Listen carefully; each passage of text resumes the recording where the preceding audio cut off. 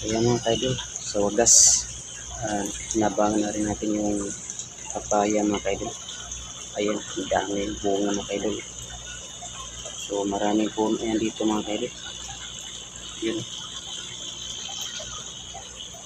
ang ganda tignan mga kaidol pag meron ng bunga. Nakakatuwa mga kaidol. Yan na mga kaidol, yung papaya kong tinatanim mga kaidol.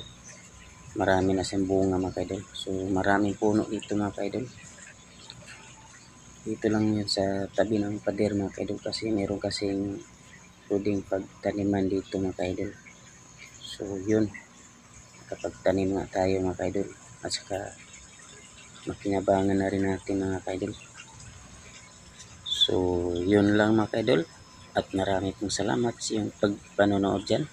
Bye bye, I love you all sa inyong lahat mga kaidol.